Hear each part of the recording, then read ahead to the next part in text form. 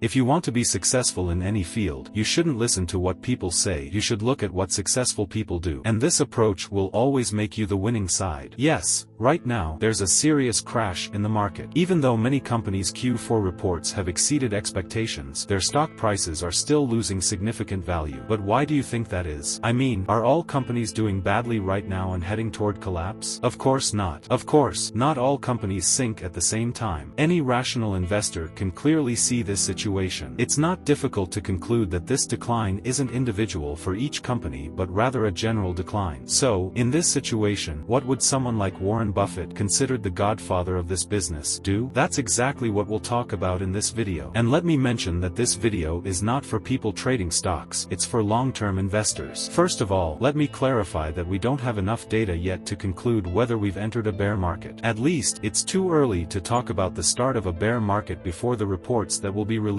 this week. So let me remind you of something. What did Warren Buffett say? He said, "Be greedy when others are fearful and be fearful when others are greedy." From my perspective, the current declines are buying opportunities, and even if we enter a bear market, I'll still have the same opinion. Overall, if we look at the last 150 years of the stock market, we can see that the S&P 500 has always moved upward in the long term. These crashes and crises have always repeated throughout the 150-year history of the stock market, but in the end, the S&P 500 has always gone back up and surpassed its previous levels. Because whether it's a bear market or a bull market, companies continue doing business and improving themselves. No matter the period, life goes on. Of course, these crises take a certain amount of time and can sometimes last several years. But if we can continue with the right strategy during these years, we can build wealth by the end of the period. In my personal opinion, the best time to build wealth is during bear markets and crises. Yes, during these periods, everything turns into a bloodbath. But if we can take advantage of these drops and make purchases, if we can form our portfolios and keep buying the shares of companies we trust at lower prices, lowering our average entry point, then, at the end of the crisis, when the S&P 500 starts to rise again, we can become wealthy. Remember that 99 out of 100 people in this market have no idea what they're doing. They enter the market with herd psychology and don't know what they're doing. But the remaining 1% are the real investors. These investors take full advantage of crisis moments, slowly accumulating shares at lower prices. They form a portfolio during this time and end up wealthy at the end of the crisis. In the end, the money that flows out of the pockets of the 99% who follow the herd ends up in the portfolios of the 1% real investors. Imagine going to the market to buy 1 kilogram of tomatoes. In most cases, we try to buy the best quality tomatoes at the cheapest price and save our money. Unfortunately, people can't use this strategy in the stock market. Without knowing, they buy at the top and, out of fear, sell at the bottom, burning their entire portfolios. This is like going to a market and saying, "Who sells the most expensive tomatoes? I want to buy from them." At the same time, never invest all of the cash you've allocated at a single price level. That's not the right move, because if there's another drop, you won't have any cash left to buy the same stock again for the long term or to lower your average entry price. For example, if you've set aside $1,000 for investment and you have a company you believe in, start by investing $100 at a certain level. If the drop continues, enter at lower and even lower prices. As you do this, you'll lower your average entry point. In the end, the lower you buy, the more profitable you'll be when the crisis ends and the rise begins. Think about it. A random company's stock is currently $100 and you buy it. If the price goes up to $110, you'll make a 10% profit. But if a decline starts and you trust the company and believe it will bounce back, and you buy more at $90, then more at $80, then more at $70, when the price returns to $110, instead of making a 10% profit, you could be making 20 to 30% because you bought at much lower prices. In fact, I have so many tricks, insights, and experiences I want to share with you about building wealth in the long term. I'm excited to share them. But on the other hand, since my videos aren't being watched and my channel is still new, I'm losing motivation. If this video gets 50 likes, I promise I'll continue this series and keep helping you become a real investor. So, don't forget to like this video for the 50 like goal and subscribe to the channel for future videos. And finally, if you want to get up to $30 worth of free cryptocurrency or stock shares, make sure to check out the comment I pinned under this video. And always keep in mind that the $100 investment you make today could make your life 100 times better 10 years from now.